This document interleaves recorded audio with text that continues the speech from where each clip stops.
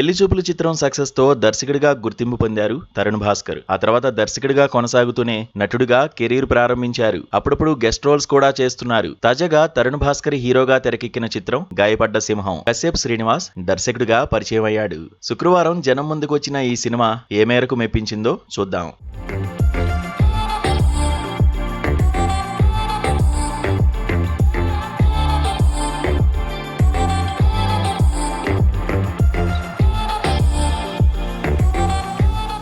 దర్హాస్ దాస్యం ethical hacking లో నిష్ణాతుడు. చిన్నుతో ప్రేమలో పడతాడు. ఆమె పెళ్లి జరగాలంటే అమెరికాలో సెటిల్ అయి ఉండాలి. డబ్బు బాగా సంపాదించాలని తండ్రి షరతులు పెడతాడు. దాంతో దర్హాస్ ఆ అమ్మాయిని దక్కించుకోవడం కోసం అమెరికా వెళ్లడానికి ప్రయత్నాలు మొదలు పెడతాడు. తీరా అక్కడికి వెళ్లాక దర్హాస్ తో పాటు కొందరిని ట్రంప్ ప్రభుత్వం డిపోర్ట్ చేస్తుంది. ఇండియాకు వచ్చిన దర్హాస్ కు చిన్ను గుడ్ బై చెప్పేస్తుంది. అమెరికా లైఫ్, గర్ల్ ఫ్రెండ్ ను మిస్ కావడంతో రగిలిపోయిన దర్హాస్ ట్రంప్ పై పగ తీర్చుకోవాలనుకుంటాడు. బైరాగితో కలిసి ఓ పన్నాగం పన్నుతాడు. ఈ కథలో శాలిని ఎవరు? ఆమె తండ్రి ఐజీ విజయకాంత్ కు దర్హాస్ కు ఉన్న సంబంధం ఏమిటి? బ్రోటల్ ధర్మ చేసే దందా ఏమిటి అన్నది మిగతా సినిమా.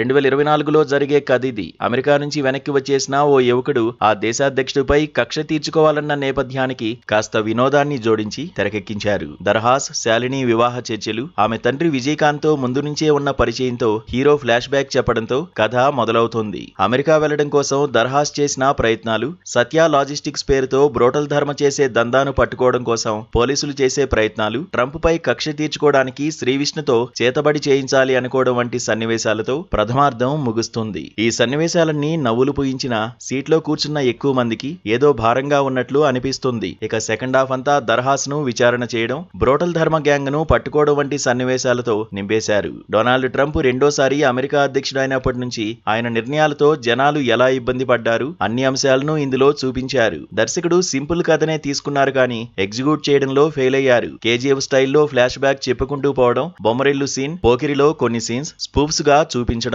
నవ్వులు పూయిస్తుంది. అసలు హీరో టార్గెట్ అమెరికా అధ్యక్షుడిపై కక్ష తీర్చుకోవడమే అయితే దానికి బలమైన నేపథ్యాన్ని తీసుకుంటే బావుండేది. కేవలం చేతబడితో దెబ్బ కొట్టాలి అనుకోవడం సిల్లీగా అనిపిస్తుంది.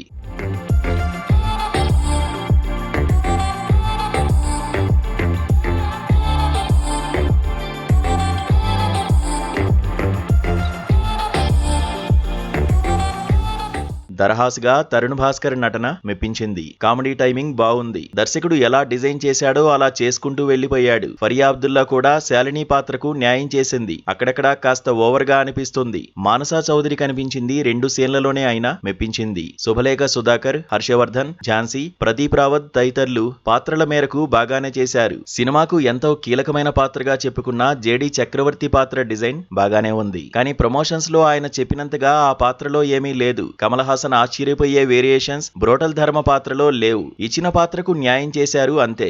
దర్శకుడు కూడా ఈ చిత్రంలో ఓ పాత్ర పోషించారు. యాక్టింగ్ లోనూ, డైలాగ్ డెలివరీలోనూ ఆయనకు పేరు పెట్టక్కర్లేదు. భైరవ్గా శ్రీవిష్ణు ఓ తాంత్రికుడిగా కనిపించారు. ఆ పాత్రకు న్యాయం చేశారు. విద్యాసాగర్ చింతా సినిమాటోగ్రఫీ బాగుంది. నేపథ్య సంగీతం అలరించింది. కానీ పాటలు ఏమాత్రం ఆకట్టుకునేలా లేవు. నిర్మాణ విలువలు బాగున్నాయి. అయితే వినోదాన్ని కోరుకునే వారికి మాత్రం ఈ సినిమా కాస్త ఊరటనిస్తుంది. అంతకుమించి ఎక్స్పెక్ట్ చేయడానికి ఈ సినిమాలో ఏమీ లేదు. ఇందులో శ్రీవిష్ణు పోషించిన పాత్రను కంటిన్యూ చేస్తూ పోరాడే సింహం టైటిల్ తో సీక్వెల్ ప్లాన్ చేసినట్లు లీడ్ ఇచ్చారు. కానీ ఆ అవకాశం దర్శక నిర్మాతలకు, ప్రేక్షకులు ఇవ్వకపోవచ్చు.